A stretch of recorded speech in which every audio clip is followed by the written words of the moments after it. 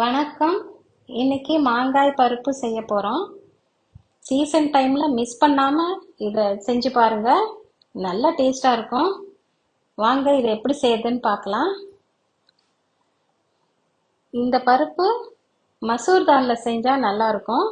அதனால நான் மசூர் தால் எடுத்திருக்கேன். ஒரு அரை கப்பு எடுத்துக்கிறேன் மசூர் தால். இதை நல்லா வாஷ் பண்ணிக்கலாம். வாஷ் பண்ணிட்டு ஒரு 1.5 கப்பு இதில் தண்ணி சேர்த்துக்கிறேன். துருகின பசு மஞ்சளையும் இதில் சேர்த்துட்டு ஒரு 1/4 டீஸ்பூன் எண்ணெய் சேர்த்துக்கிறேன். இப்போ இதை மூடி வெயிட் போட்டு ஒரு விசில் வந்தால் போகிறோம். அந்த மாதிரி வேக வச்சு எடுத்துக்கலாம். இப்போ இது செய்யறதுக்கு ஒரு மாங்காய் எடுத்திருக்கேன். திட்டமான சைஸ் தான். இதை கழுவிட்டு தோல் சீவி எடுத்துக்கலாம். இதை நீல வாக்கில் நம்ம கட் பண்ணிக்கணும். இந்த டிஷ்ஷுக்கு இந்த மாங்காய் தான் ஹைலைட்டு. இது நல்ல புளிப்பாக இருக்கணும். அதே சமயம் நார் இல்லாத நல்ல ஃப்ரெஷ்ஷான மாங்காயாக இருந்தால் இந்த டிஷ்ஷு செம சூப்பராக இருக்கும். அந்த மாதிரி உள்ள காயில் இதை செய்யுங்க. இப்போ ஒரு கடாயில் 1.5 டேபிள் ஸ்பூனுக்கு எண்ணெய் விட்டுக்கிறேன். எண்ணெய் காஞ்சதும் ஒரு அரை டீஸ்பூன் கடுகு சேர்த்து தாளிச்சுக்கிறேன். ஒரு காஞ்ச மிளகாய், 3 பச்சை மிளகாய் கீர்னது, இதையும் இது தாளிப்புலேயே போட்டுக்கிறேன்.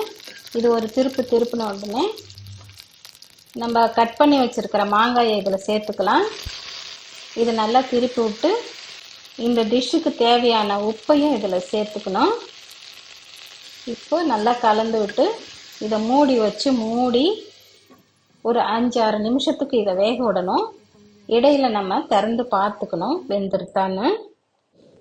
இப்போ பருப்பு திறந்து பார்த்துக்கலாம். சரியாக வெந்திருக்கு. இது லேசாக திருப்பி விட்டா போதும். ரொம்ப நசுக்க வேண்டியதில்லை. சரியாக இருக்குது. இப்போ மாங்காய் வெந்துடுச்சு. இந்த நேரத்தில் நம்ம வெந்த பருப்பை இது கூட சேர்த்துக்கலாம். சேர்த்து இது ரெண்டும் சேர்ந்து ஒரு 5-6 நிமிஷத்துக்கு வேகணும். மீடியம் ஃப்ளேமில் இப்போ வெந்துக்கிட்டு இருக்கட்டும்.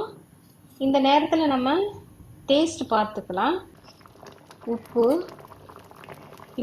இதில் கொஞ்சம் தேவைப்படுது, கொஞ்சம் காணலை, நான் சேர்த்துக்கிறேன்.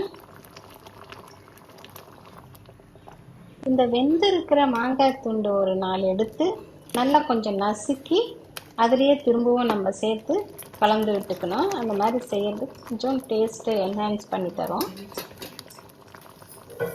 இந்த நேரத்தில் நம்ம இந்த புளிப்பு உப்பு சுவையை சரி பார்த்துக்கணும். இப்போ இதில் உப்பு சரி பார்த்தாச்சு. புளிப்பு இதில் கம்மியாக இருந்ததுன்னா கொஞ்சம் இறக்க போகிறதுக்கு முன்னாடி கொஞ்சம் லெமன் ஜூஸு அல்லது புளி கரைசல் கொஞ்சம் விட்டுக்கணும். இல்லை புளிப்பு அதிகமாக இருந்ததுன்னா கொஞ்சம் சர்க்கரை கொஞ்சோண்டு சேர்த்துக்கணும். அந்த மாதிரி இதை சரி பண்ணிக்கணும் இந்த நேரத்தில். இப்போ நான் கொஞ்சோண்டு சர்க்கரை சேர்க்குறேன். கொஞ்சமாக தான் சேர்க்குறேன். இப்போ இது பேலன்ஸ்டாக இருக்குது.